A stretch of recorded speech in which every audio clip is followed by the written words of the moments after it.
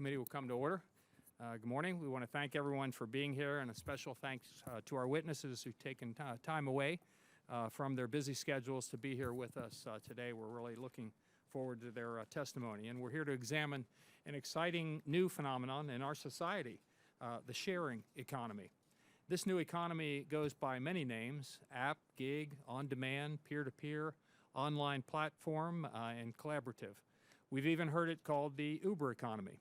Some of you may have even taken Uber or Lyft to get to this hearing today. No matter what you call it, the sharing economy is changing the face of American entrepreneurship and small businesses before our very eyes.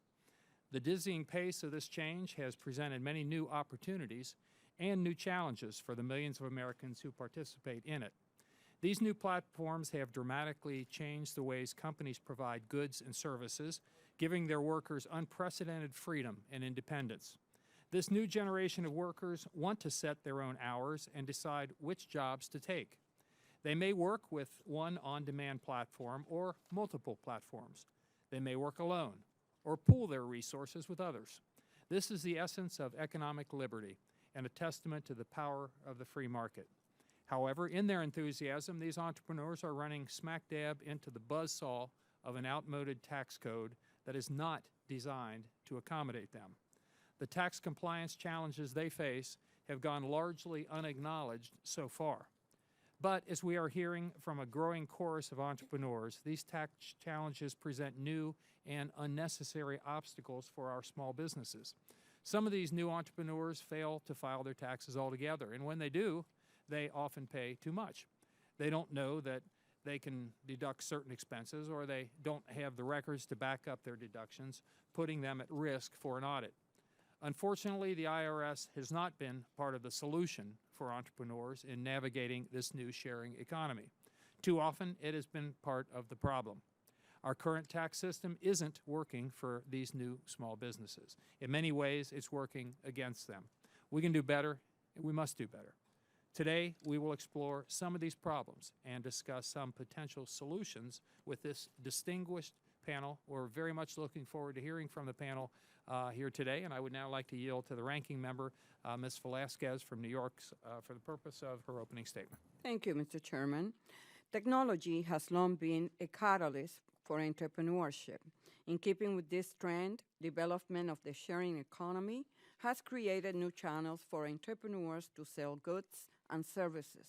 Innovators are harnessing the web to create platforms and markets that allow the selling, renting, and trading of everything from apartment space to transportation to artisan craft goods. The numbers strongly suggest that this new sharing economy is here to stay. More than 1.5 million Internet users have used TaskRabbit to hire people for odd jobs. As of September 2015, the Uber app was available in 60 countries and 300 cities worldwide, and it is estimated to fulfill 1 million rides daily. One reason for this sector's rapid growth may be rooted in broader economic struggles. With job growth still sluggish, enterprising Americans and dislocated workers are seeking new ways to replace revenue. Others seek more flexibility and work-life balance. Renting out rooms and providing lifts in their car all become ways for ordinary Americans to experiment with entrepreneurship. While the explosive growth of these networks has created new opportunities, the rapid rise raises questions. While many of the workers in the shared economy enjoy flexibility, they must be protected from unscrupulous business practices. Most of the businesses operating in the shared economy classify their workers as independent contractors, not employees. Such a classification saves businesses money through reduced benefits and tax withholdings. Businesses and courts have long struggled with trying to determine whether certain workers are employees or independent contractors. The courts are currently overflowing with lawsuits over whether companies have misclassified employees, and they are prevalent in the sharing economy. As always, the challenge is ensuring businesses and employees are protected without quashing or discouraging promising innovation. Control is a critical factor to this question. If the employer controls the worker, how can the worker be truly independent? With the rise of the sharing economy, this question has become harder to answer as workers are connected to consumers through online intermediaries. Our current approach to answering this question seems to be failing at the expense of hardworking Americans and our nation's tax revenues. One study estimates it cost the United States $54 billion in underpayment of employment taxes and $15 billion in unpaid FICA and unemployment taxes. It is important that as this technological revolution advances, government policy keeps pace. It is also important this committee fully understands what is happening in the new sharing economy and has a grasp on how we can minimize risk for employees while maximizing growth and productivity for small businesses. Today's hearing will give us that opportunity. I would like to thank all of our witnesses for taking the time to be here.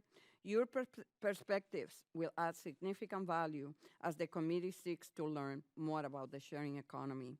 With that, Mr. Chairman, I yield back. Thank you very much. Thank Yields you. back.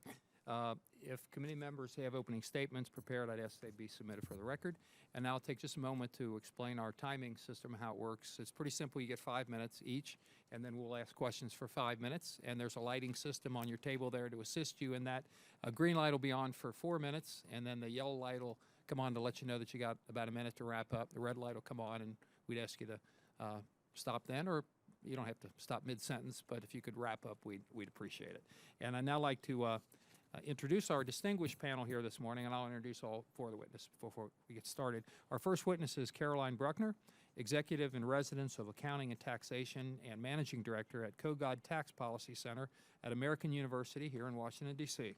In that capacity, she directs a team of small business tax policy experts, economists, and researchers. Ms. Bruckner previously served as Chief Counsel for the U.S. Senate Committee for Small Business and Entrepreneurship from 2009 to 2014. We welcome you here this morning. Our second witness will be Rob Willey, who's Vice President of Marketing at TaskRabbit in San Francisco, California. TaskRabbit connects users who want to outsource errands to anyone willing to complete them for a fee. The company started in 2008 and currently operates in 18 cities in the U.S. as well as London. With over 15 years of experience in marketing, Mr. Willey has created marketing campaigns for several global clients, including Nike, Cadillac, and Nokia. We also welcome you here this morning. And our third witness will be Morgan Reed, who is Executive Director at ACT, the app association where he specializes in application development issues. In addition to testifying to the Subcommittee on Health and Technology last year, Mr. Reed has also testified before the U.S. Senate and has written several white papers on app development. He also serves on the Advisory Council of the Mobile Health Information Management Systems Society. And I would now like to yield to the ranking member, Ms. Velasquez, to introduce our fourth and final witness. Thank you, Mr. Chairman. It is my pleasure to introduce Mr. Joe Kennedy, Senior Fellow at the Information Technology and Innovation Foundation. For almost 3 decades, he has provided legal and economic advice to senior officials in the public and private sector involving technology, competitiveness, and the social contract. Mr. Kennedy previously served as the Chief Economist for the U.S. Department of Commerce and as the Senior Economist for the Joint Economic Committee. He holds a law degree and a master's degree in agricultural and applied economics from the University of Minnesota and a PhD in economics from George Washington University. Welcome to the committee. Thank you. Thank you very much. Ms. Bruckner, you're recognized for 5 minutes. Thank you for the invitation to join you today to discuss the tax compliance challenges of small businesses driving the sharing economy. My name is Caroline Bruckner. I'm on the faculty at American University's Kogod School of Business. I'm also the managing director of the Kogod Tax Policy Center, which conducts nonpartisan research on tax and compliance issues specific to small businesses and entrepreneurs. At Kogod, we are currently focused on the tax and compliance issues impacting America's latest iteration of small business owners who are renting rooms, providing ride-sharing services, running errands, errands and selling goods to consumers in business transactions coordinated online and through app-based platforms developed by companies such as Airbnb, Etsy, Uber, Lyft, TaskRabbit, Instacart, and others. We released our research yesterday in a report titled Shortchanged: The Tax Compliance Challenges of Small Business Operators Driving the On-Demand Platform Economy, to shed light on these issues as Congress moves forward with tax reform.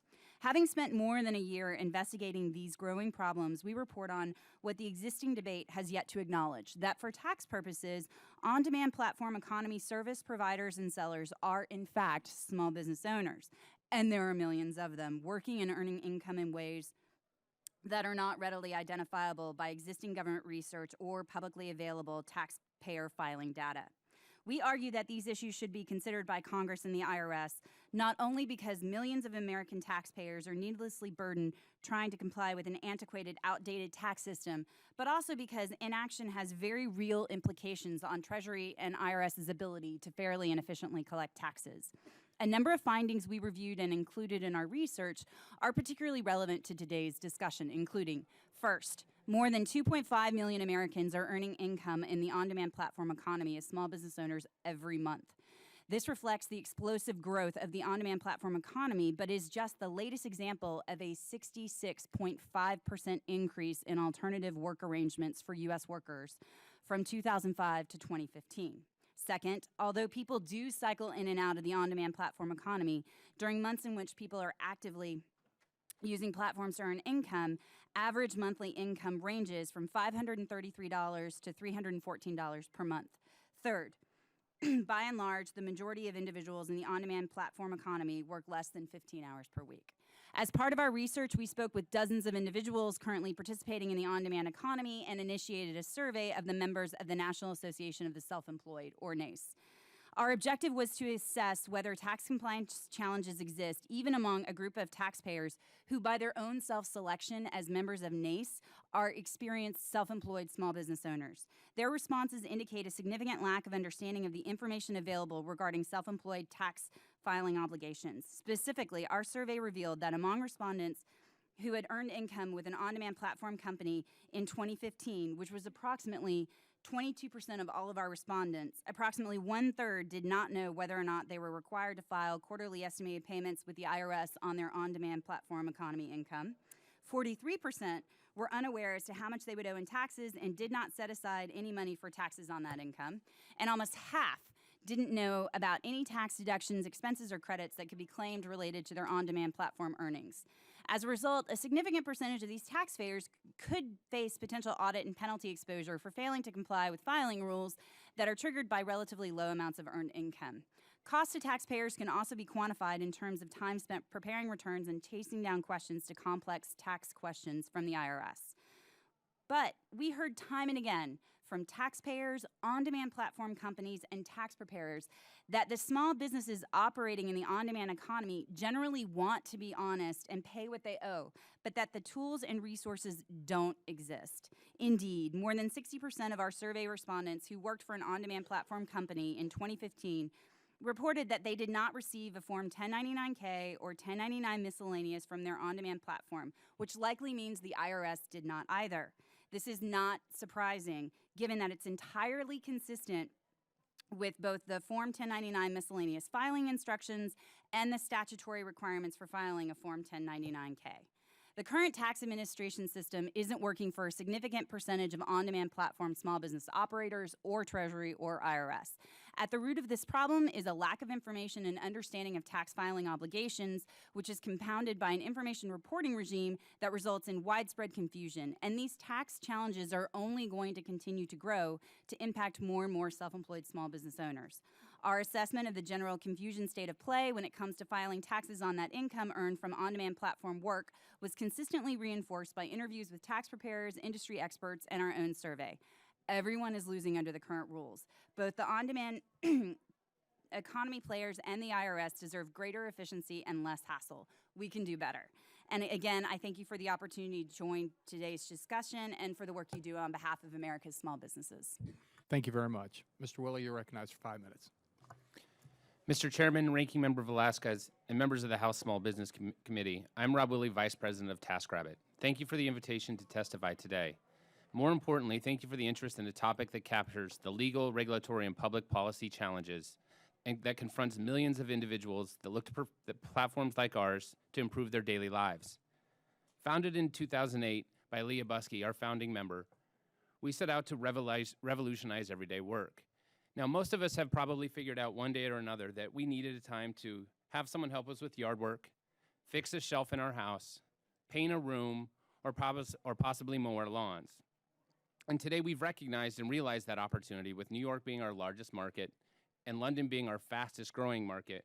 We today have over 50,000 taskers, with 5,000 active at any given time, helping everyday people accomplish these everyday types of tasks.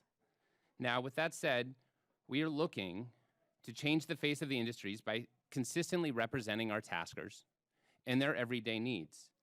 With that, we have promoted and consistently support our taskers with flexible prices, with flexible hours, and flexible locations on an average of $35 an hour. This is what we call everyday work for everyday people. With that said, only 10% of our taskers work full-time. Overall, though, the average monthly income for taskers should triple year over year. This part-time flexible nature of our work done by our taskers is consistent with the larger platform economy. A February 2016 study by the J.P. Morgan Chase Institute found that the overwhelming majority of an estimated 2.5 million Americans who earned income as small business owners using platforms like ours did so to supplement their incomes and better support themselves and their families. With little to no barriers to entry, the on-demand platform economy has become an important option at a time when income volatility continues to change individuals and families. On-demand platforms like ours provide a new earning option that is accessible to millions of Americans. Of course, the emergence of the platform economy has sparked an intense debate on the classifications of workers versus independent contractors. The current classification system was defined around a much different economic and technological era and has been shaped mostly by decades of regulations and court cases. As a result, it fuels uncertainty about what we can or cannot do to support our taskers while preserving their flexibility and independence in accessing our platform. As Professor Caroline Bruckner noted, many platform economy participants either do not know or are not fully aware of both their tax obligations and tax benefits as a result of earning income on platforms like TaskRabbit. We at TaskRabbit has no reason to doubt that significant numbers of taskers are facing these types of challenges. For many of our taskers, they sign up to join our platform. They are making their first forays into the world of self-employment. Many of them are understanding the level of economic triggers that quarterly estimated payment filing requirements, but many do not. It is TaskRabbit's interest to see our taskers gain a better understanding of tax compliance and planning. Greater flexibility and transparency with respect to tax planning would help maximize return on tasker participation in our networks. It is their freedom as entrepreneurs. Today's topic is just one of many where our taskers could benefit from better training. Our taskers also looking for direction on how to better market themselves and their services, access healthcare, and plan for retirement. We at TaskRabbit would like to be a resource, a partner, and a collaborator for them.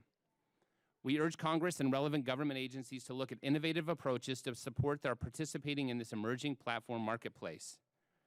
As a pioneer of this emerging market, TaskRabbit welcomes the opportunity to work with policymakers as our company grows and matures. We consider this engagement rewarding on many levels.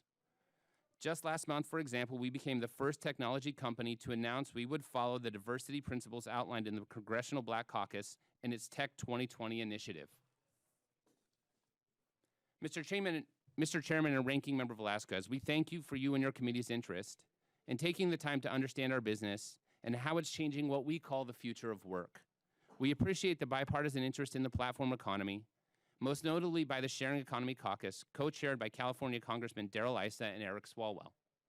We hope we can channel this bipartisan energy towards constructive policy solutions that will further enable TaskRabbit and the platform economy to continue to innovate and grow, and further empower small business owners and entrepreneurs to efficiently and effectively provide services across the country. Thank you. Thank you very much. Mr. Reed, you're recognized for 5 minutes. Chairman Chabot, Ranking Member Velasquez, and distinguished members of the committee. My name is Morgan Reed, and I am the Executive Director of ACT, the App Association. Thank you for holding this important hearing. The App Association represents more than 5,000 small business app makers and connected device companies across the United States. Our member companies have enabled the rise of the sharing economy by leveraging the connectivity of smart devices. Sharing economy companies have grown rapidly over the past decade because they allow instantaneous communication, secure transactions, and personalized relevance to consumers. Moreover, these same factors allow small businesses and tens of millions of Americans to earn more for their families with flexibility and autonomy, all powered by the smartphone in your pocket.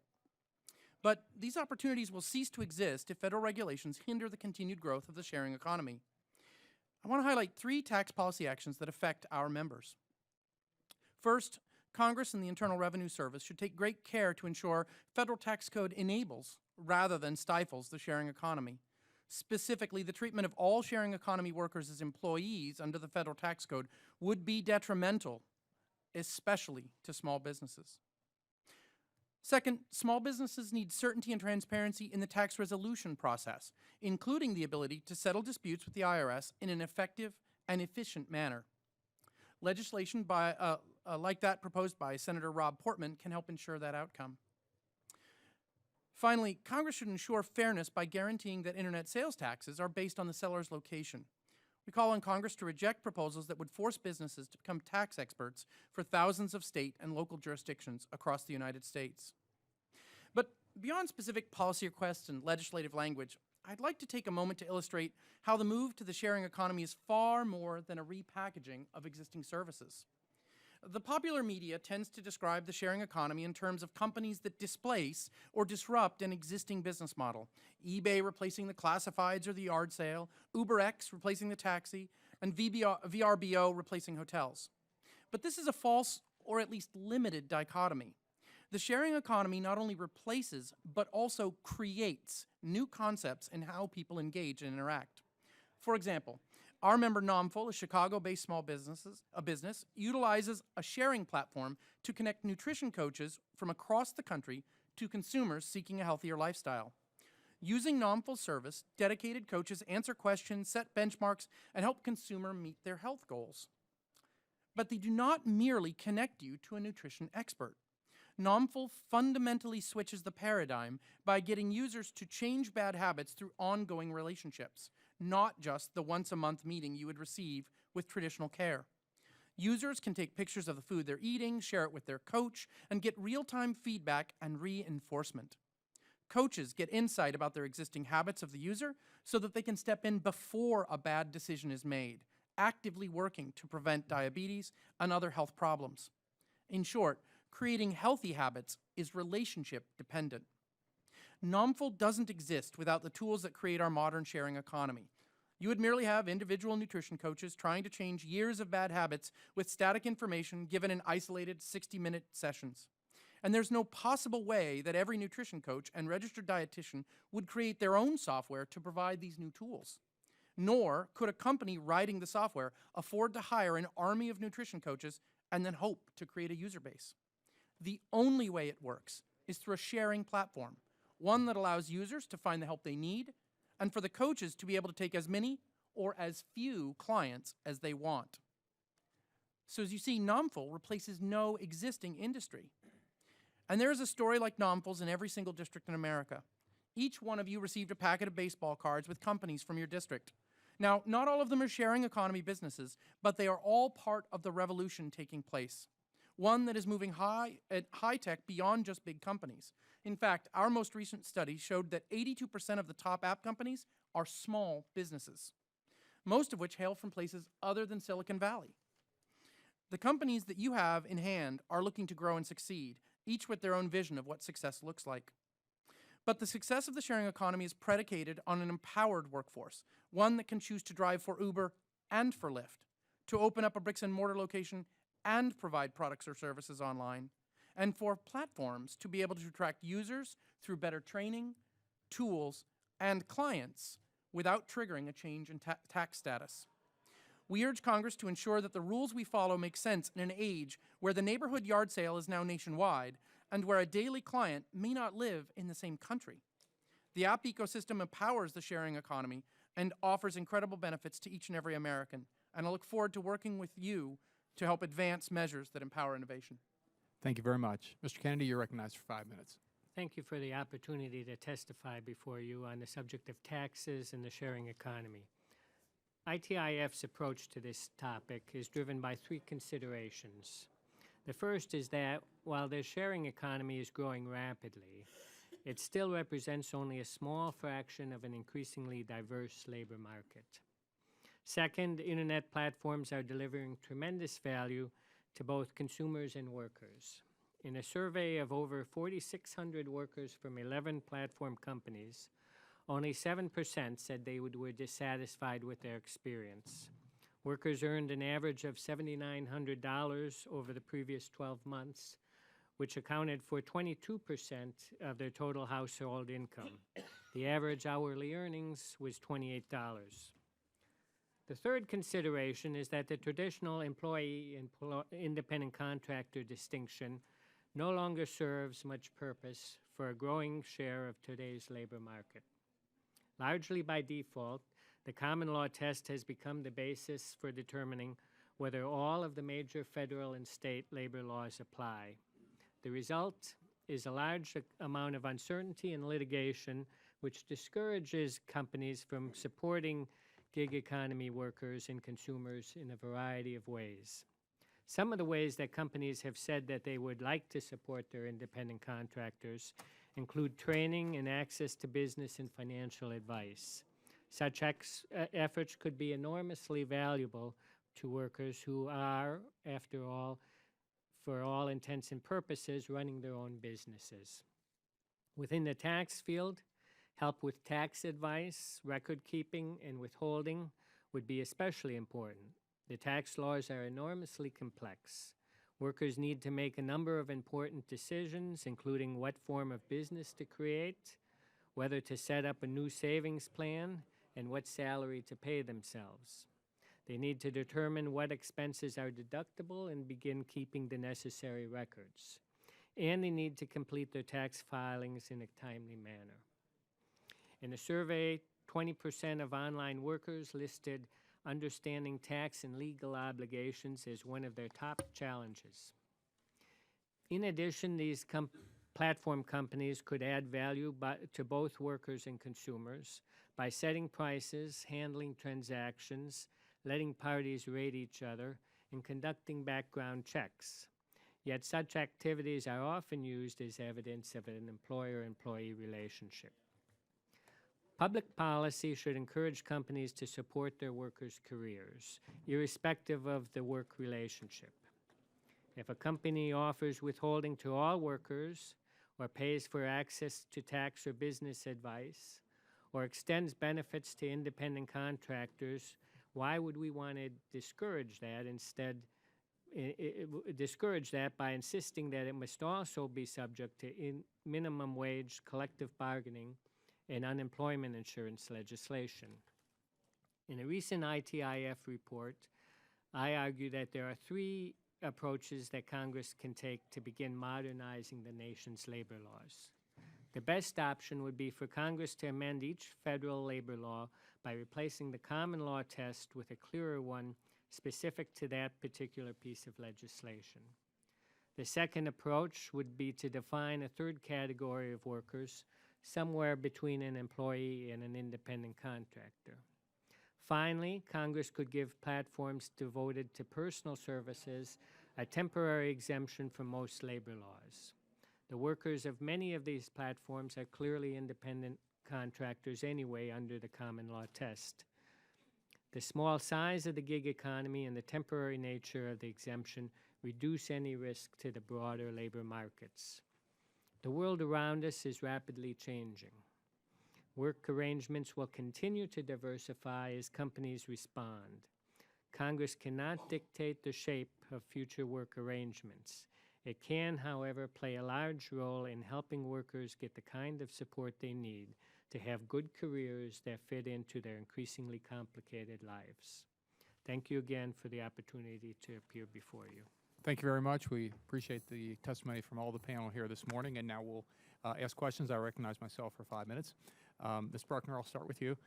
You testified that more than 60% of your survey respondents did not receive a Form 1099-K or a Form 1099 miscellaneous. What changes would you suggest to improve reporting to benefit both workers and the IRS? I think that the first thing that we should do is recognize that the instructions for the Form 1099 miscellaneous direct people to use the Form 1099-K for credit card reporting or payments made by credit card, and that creates a tax reporting loophole for income that's earned by less than $20,000 because there are certain income thresholds for using the Form 1099-K. And I think the IRS should immediately reconsider those instructions on the Form 1099 miscellaneous and see if it can be used for credit card payments less than the income threshold for $20,000. Do you have a sense of how many folks aren't complying with the tax code because it's too complicated in the shared economy I'm talking about, right? That's too complicated and too cumbersome versus, well, you know, I'm not going to pay my taxes. That's a good question. I don't have a hard number on that, but I can tell you anecdotally from when we talked to folks that are in the sharing economy or when we talked to tax preparers that specialize in advising folks that earned income with platform-related work, they were immediately confused as to whether or not they had to pay taxes on their income earned because in many instances they didn't get any 1099 at all. Okay, very good. Thank you. Mr. Willie, I'll move to you now. We've heard a lot today about the tremendous projected growth of the sharing economy in the coming years. What are TaxRabbit's own estimates of the growth that you might expect to see in your company, and what areas do you see as having the best growth potential? If history is any indication of the future, which we believe it is, year over year to date, we're growing at 4x on a revenue basis. We're also growing our task. We have 15,000 organic applications from our taskers on a month-to-month basis. Both of those indicate that, one, we're still in the very early days of what the sharing economy could look like, and two, TaskRabbit is well positioned to be a figurehead of growth. Thank you. Mr. Reed, I'll move to you at this point. We've discussed the complexity of all this, how hard it is to get information, how to figure out how to comply with the IRS code under the existing code. Very confusing. Is it possible that there's some enterprising entrepreneur out there that could come up with an app, form their own company to kind of solve this problem rather than the government figure it out for them? Well, I think that it's a two-pronged test. One, yes, absolutely. In fact, there have been some early-to-market applications that attempted to make this switch. One of the real discoveries that we found is that an application that is on your device to help you with taxes is one that you likely only turn to at that moment of panic. What really we're seeing now is the fact that you have to do an integrated application, that you need to be able to pull in the information from TaskRabbit into your tax preparation software on an ongoing basis so that you can keep track of it. And in fact, that leads to one of the confusing elements we've all been discussing. If TaskRabbit or Nomful or any of these companies were to provide that kind of interactivity and that ongoing information flow and training, well, that might trigger the case of them being considered employees. So on the one hand, it's very hard to put together an application that draws the right information. And on the other, our platforms are concerned about the liability they may take on by providing us the very thing that we need to satisfy the first question you asked is, how do we get people to pay their taxes? Thank you. Got time for one more question, Mr. Kennedy. I'll turn to you on this one. Even if we were able to implement a temporary legislative and regulatory moratorium on the sharing economy, as you've suggested, you correctly point out that there are a myriad of relevant state and local laws that bear on this sector. How would you address inconsistencies between federal action versus state and local? Yes. Well, I say two things to that. The first is I think there's room for an increased dialogue between the federal government and the states about what the common rules should be.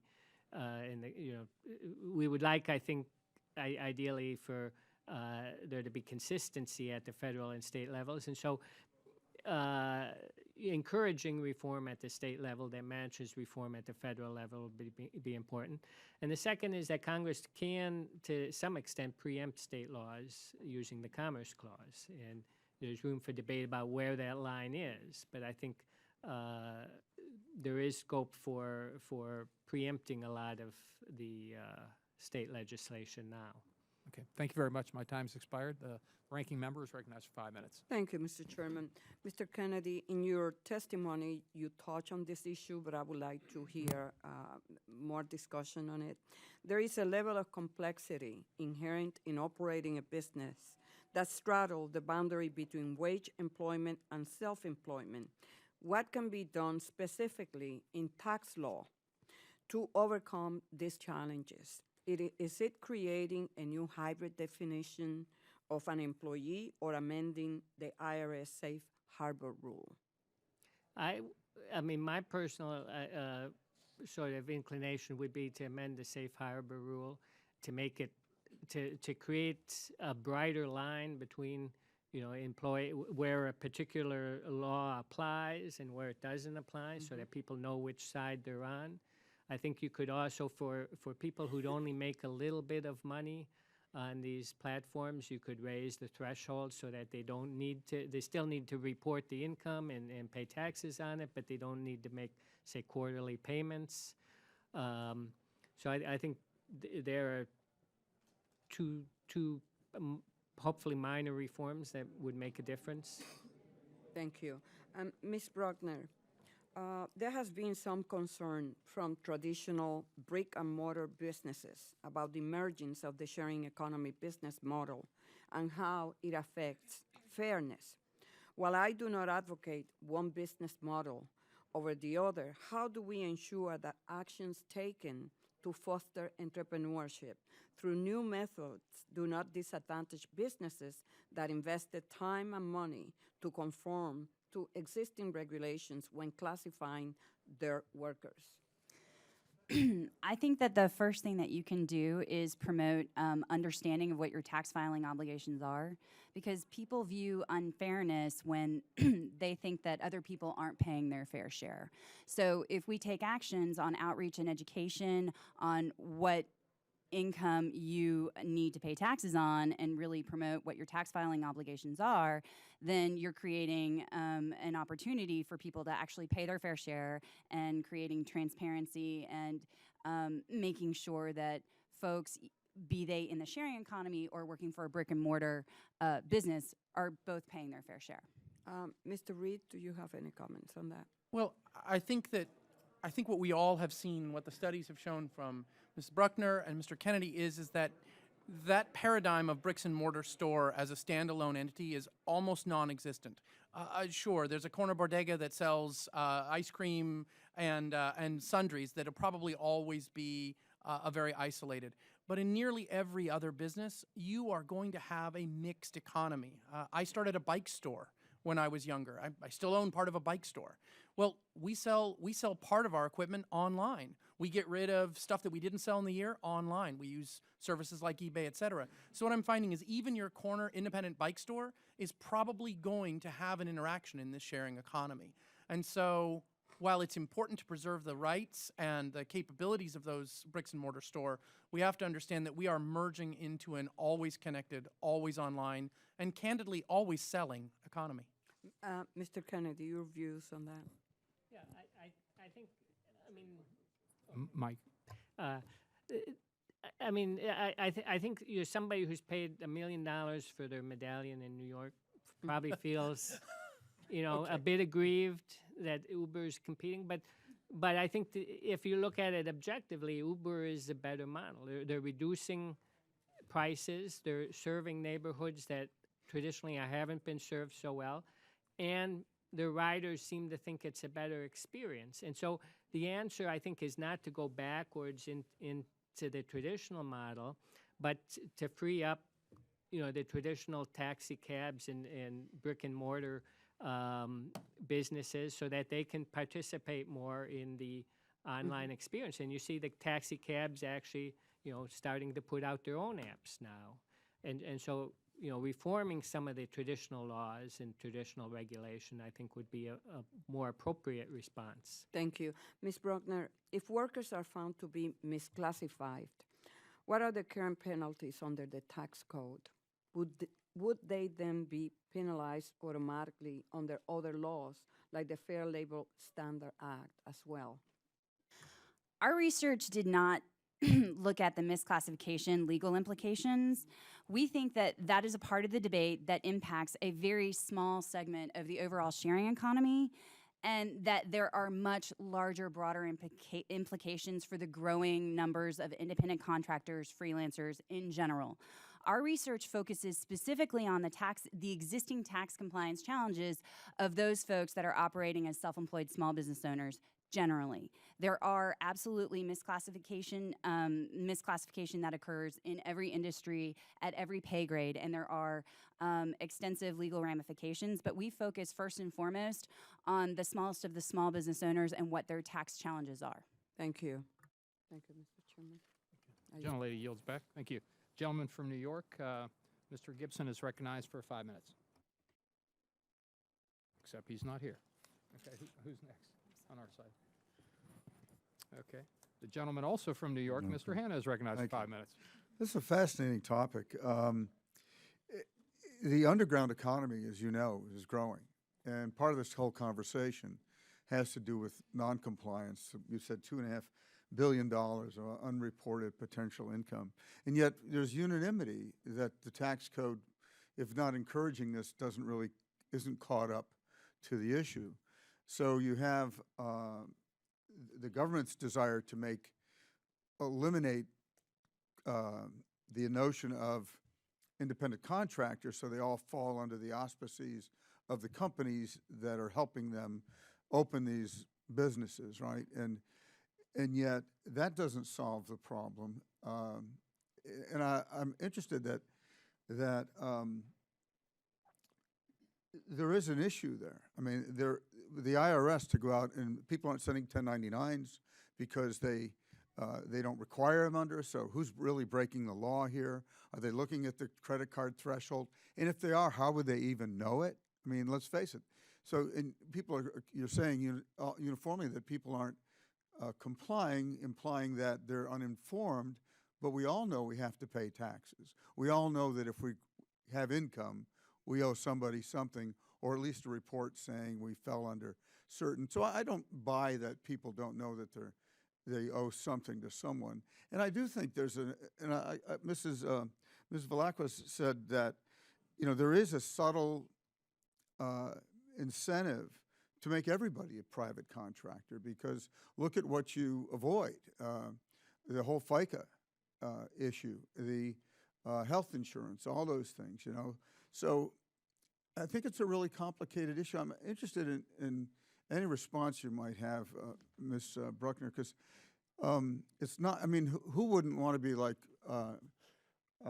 Rabbit saying these are all independent contractors and we're not responsible for anybody? I mean, that would be ideal for you. You just collect your percentage and move on. But yet, it's a problem. It's a big problem. Yes, Mr. Reed? I actually, having been a small business owner and having been on both sides of this, I'm not sure I would completely agree with the concept that everybody would love to have independent contractors. As somebody who owned a small business, one of the reasons that I hired people to be employees is that I could count on them to be there. As I pointed out, lots of drivers drive for both Uber and for Lyft. And so you essentially have your employees in a state of competition with you, right? You're having to constantly offer incentives, find new ways to entice them to stay and to not jump ship. One of the advantages that you have when you own a business and have employees is there's an opportunity cost to having them there, but it allows you to do different elements. I'm not arguing and so, that, so I think that we are all making that decision on a kind of an ongoing basis, because TaskRabbit has employees, don't you? Thank God I'm one of them. But Exactly. so yes, But the premise is the same. The incentive is there. I agree with you. I mean, I've had hundreds of employees myself. Yeah. I'm new to this job, right?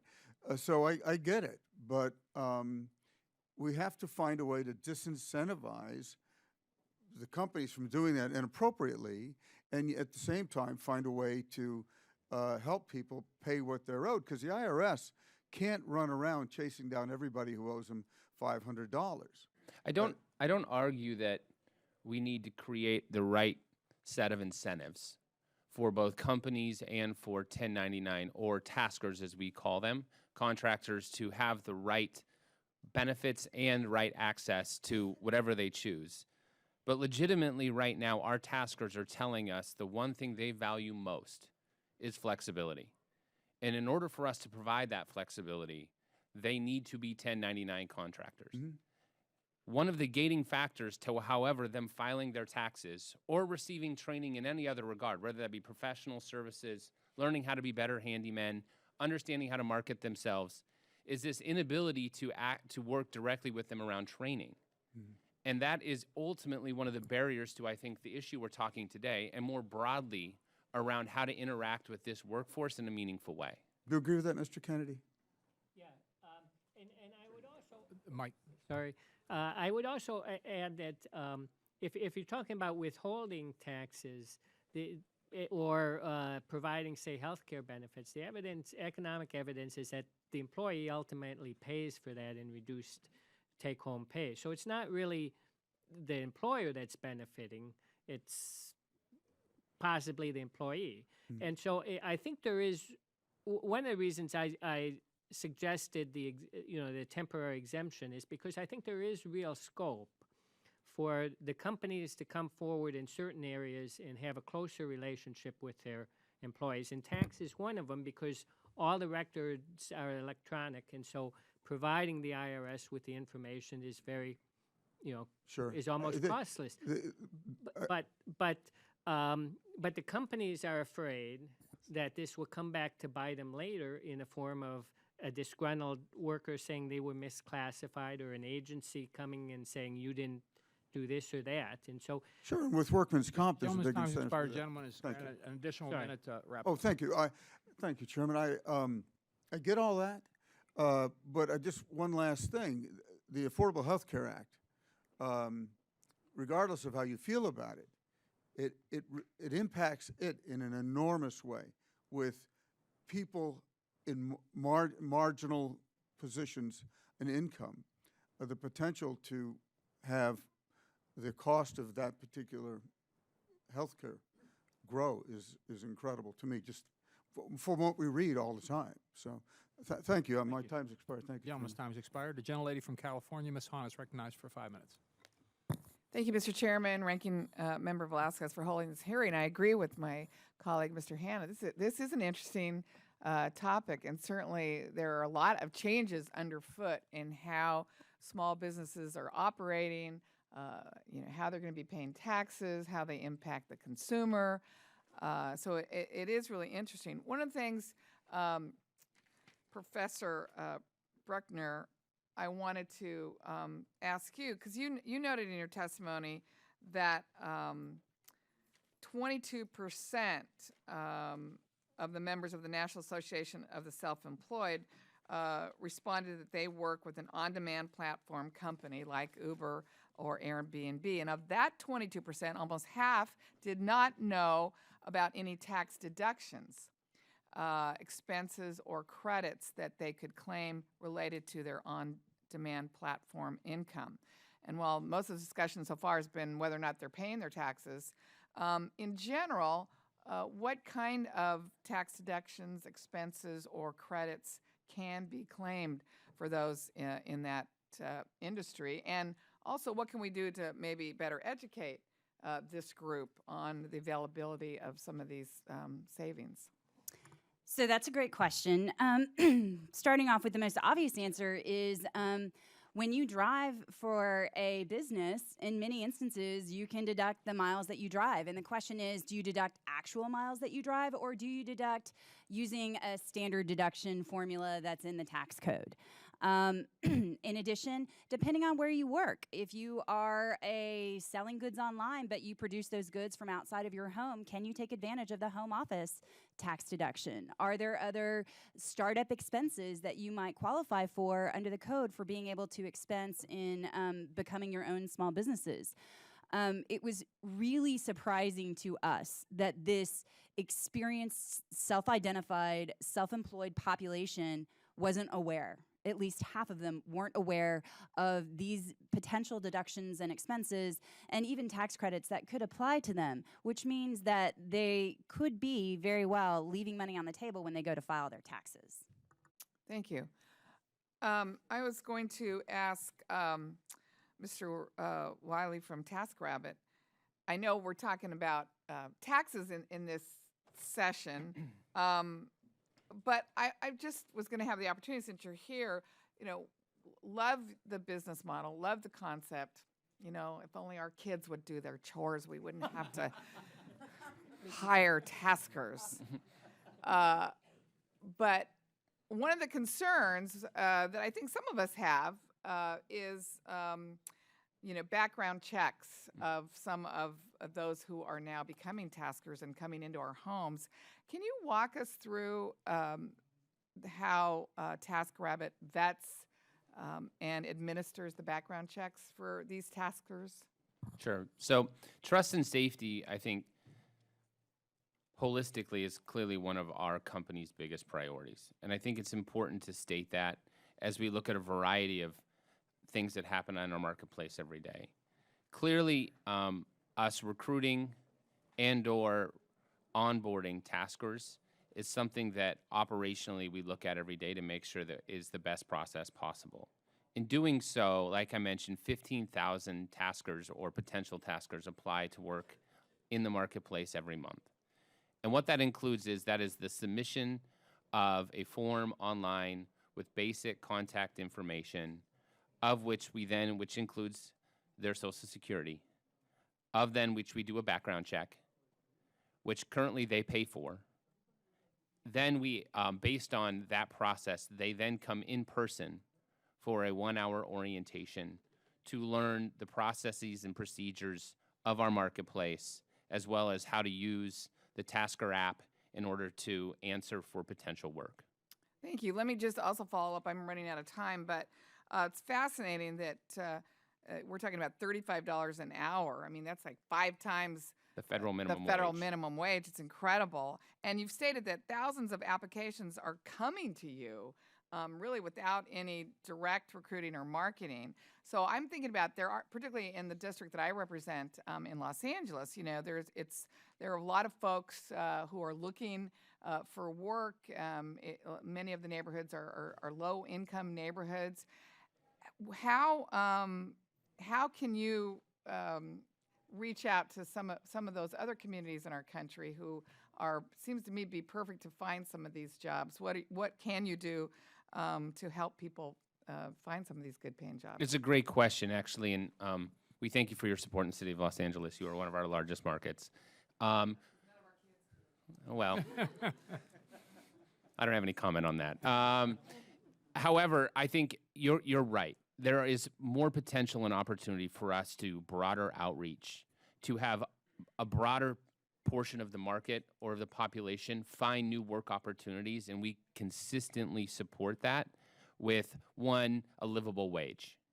That is most important to us. 2 is the flexibility, because 90% of our taskers do not work full-time in the marketplace, so they are allowed to create other new work opportunities. I would say the third thing, which is the most important, is this idea of transferability of skills.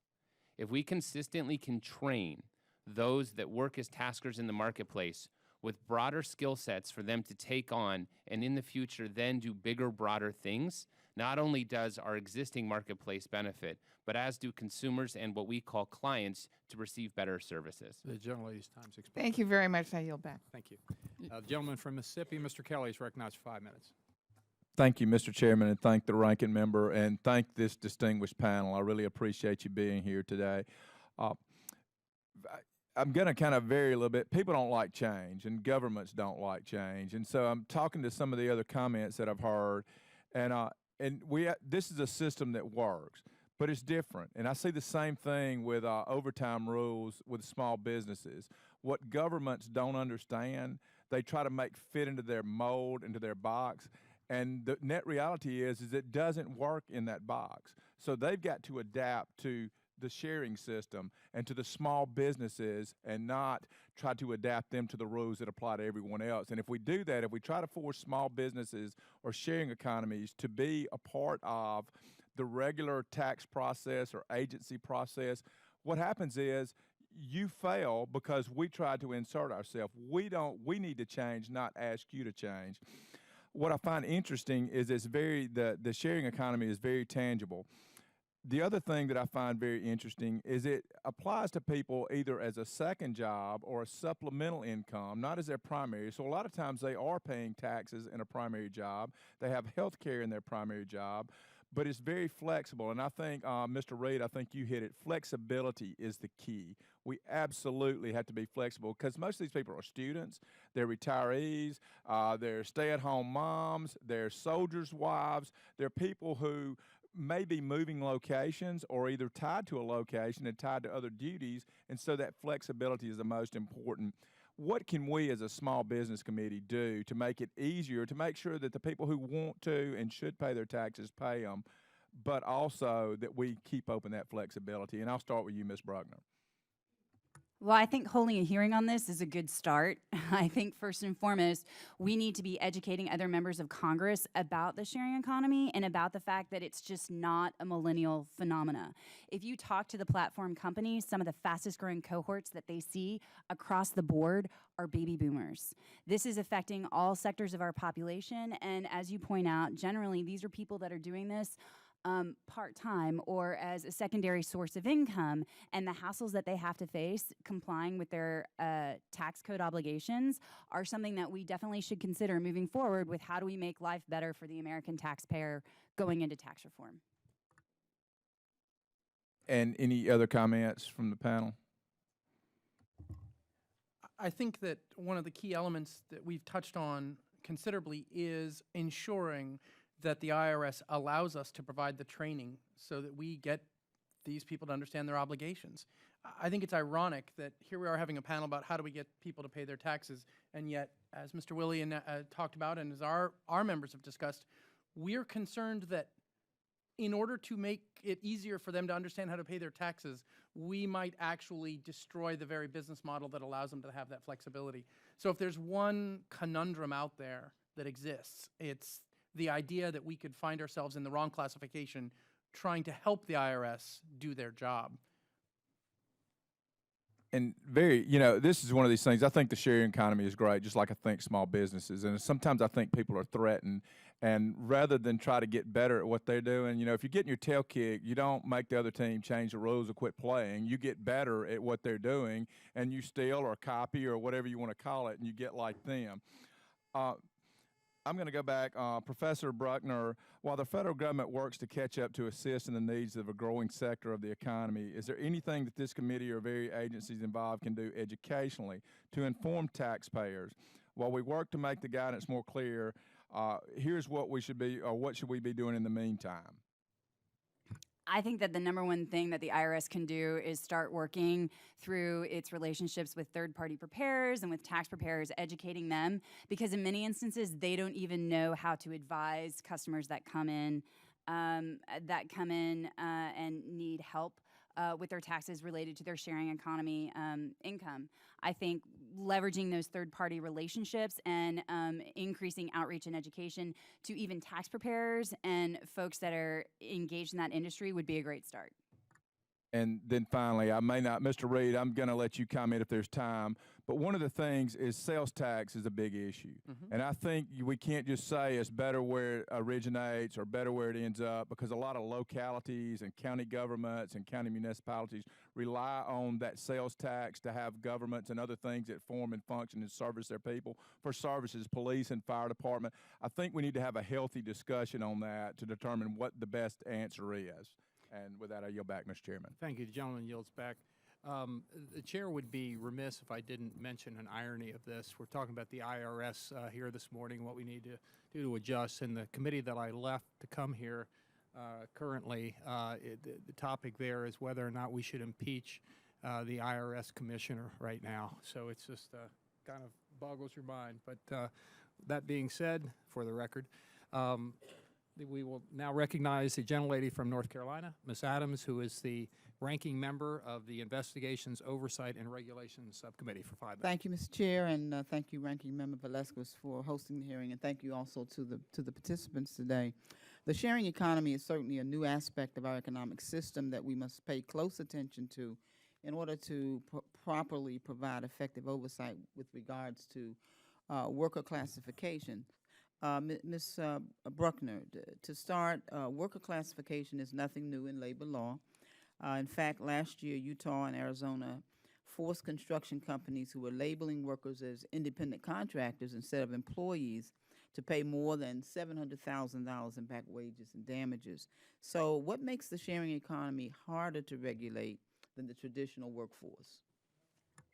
I think what's different and unique about the sharing economy is that when you look at it for tax policy purposes, you're not just looking at companies like TaskRabbit or Lyft or Uber who raise some of those issues, or that's where the debate has been. But we also look at it in terms of Etsy or Airbnb, folks who generally you wouldn't even think to put in the same sentence as a misclassification debate. It's much bigger when you look at just how these people are earning income and file or are obligated to file for U.S. tax purposes. It's a different question, and that's what our research endeavors to point out. Okay. There are quite a few federal and state laws that define the employer-employee relationship and that of an independent contractor. Is it possible that a worker could be deemed an employee under one law and an independent contractor under another? I think that that possibly could happen, but I think that misclassification happens in all different kinds of industries and in all different types and circumstances. Those are issues that we don't address specifically in our research. We focus really on how the existing tax code isn't working for American taxpayers that are just trying to earn some income in the sharing economy. So thank you. So would you know if there would be tax implications for situations like that, or? I would certainly venture to guess that there are tax implications, but I by no means cover that in either my testimony or in the report that we put out. Okay. What role does technology play in blurring the line between an employee and an independent contractor, you think? Mr. Reed? Oh. What about you? I think it's safe to say, and I have a suspicion that all of us would agree, that the technology that we have is what empowers the sharing economy. The ability, let's use location as the most obvious example. Without the ability to know the location, TaskRabbit can't figure out who to assign, who can get there quickly, how long will it take them. The entire function of the sharing economy works because I can take up those spaces in between your other job, your other task, when you drop the kids off for daycare, and I can make it work both in space and time. So without the power that your smartphone provides, we don't have the sharing economy. Would anyone like, would you, Mr. Wiley? I would completely agree with that. I think TaskRabbit was founded in 2008, which was the first year that the iPhone 1 launched. And I don't think there's any luck in that planning. I think technology certainly empowers us both from matching taskers with what we call clients or consumers, but also building supply and demand in order to do this in a real-time, high-quality experience. Both of those things are simply powered by mobile technology. Yeah, thank you. Mr. Reed, the sharing economy model relies on the infrastructure of their platform. What should these businesses do to ensure that their infrastructure's growth keep pace with that of their company? Well, we would always encourage the companies to figure out ways to make it more enticing for the people providing the service to be part of it, and that gets down to training, providing easy access to the client that you need to find. I thought it was interesting that Ms. Bruckner brought up eBay, Etsy, this entire universe of physical goods and the sale of physical goods. So the key elements that platforms need to provide are easy access to a customer who wants their service. The second thing is a trustworthy space. If there is one thing that drives our ecosystem to success or failure, is the trust the client places in it. We hear it over and over. Do I trust the person giving me a ride? How do I know the tasker coming to my house should be let in the front door? So building a platform that enables trustworthiness and the ability to get those two merged together is a critical element. Thank you very much. Mr. Chair, I yield back. Thank you. General Lady's time's expired. Want to thank the witnesses for being here today, and I just have one final question, Mr. Willie. I'd like to ask you this. I noted that you have an office in London, and I happen to be on the Foreign Affairs Committee. I'm just wondering, how's the U.S. doing compared to the rest of the world on the shared economy? Are we ahead of the game? Are we behind? Are we about where we would want to be? Or if you want to comment on how things are going around the globe. Sure, I can comment for the UK and for London specifically, which is, as it relates to our business, there's no doubt that the United States is ahead of where the rest of the world is in terms of the sharing economy and its adoption of its services. That said, the fastest growing emerging markets in the world in the sharing economy are not in the United States.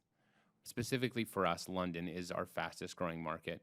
There are different dynamics in these markets, whether it be around taxes or healthcare, that create nuances as to how companies go to market and how do they work with their taskers within their marketplace that create actually new opportunities for companies like TaskRabbit. That said, expansion is a very interesting and I think new opportunity for companies like TaskRabbit. That said, it will be done at least by us very carefully as we understand the marketplace dynamics. Where is the cutting edge around the world? Is there one or a couple countries that are particularly ahead of the game? I think when you look at population density, you have to very clearly see that those markets have obvious opportunities simply based on the fact that sharing economy companies need to match supply and demand in ideally very high population cities. So those cities, which China, India, are areas where I think the cutting edge of the sharing economy is clearly looking to grow. That said, like I mentioned, those nuances for those cities and for those countries are very different than the U.S. Yes, ranking members recognized. Thank you. I would like to ask a follow-up question. When you mentioned healthcare and taxes, is related to London or just other countries, and why? It's related to other countries, specifically in London. And forgive me, I am not an expert in UK and I'm not a lawyer. But I know when we look at our marketplace in London, even our services, or what we call our mix, are different. Our number one service in London is handyman services, which is a different number one service than, say, we have in Los Angeles or that we have in San Francisco. And part of that is based on, one, the city dynamics, and two, that is also based on those that are available and willing and wanting to work in that capacity. A lot of that has to do with healthcare and the availability of it. It also has to do with general sort of city service behavior. We see lots of nuances between these cities, which is why when we look at deploying TaskRabbit globally, those are very cautious and careful decisions that we need to work in partnership with federal and state or country governments to do so with always the benefit and the welfare of our taskers in mind. Thank you, General Yields back. In closing, I would just comment that we've heard a lot of evidence here regarding the current tax law and outdated IRS policies that are ill-suited to the burgeoning sharing economy and the companies and workers who are directly participating. It seems clear that we need to figure this out and adjust accordingly. I'm pleased that our distinguished panel has undertaken the task of researching and identifying many of the challenges presented, as well as suggesting some possible solutions. The rise of the sharing economy is a very exciting development, and we need to ensure that our outmoded legal system doesn't strangle this new engine for growth in its infancy. We look forward to working with all of you to modernize our system to boost the economy and increase employment opportunities for many Americans. And I would ask unanimous consent that members have 5 legislative days to submit statements and supporting materials for the record. Without objection, so ordered. And if there's no further business to come before the committee, we're adjourned. Thank you.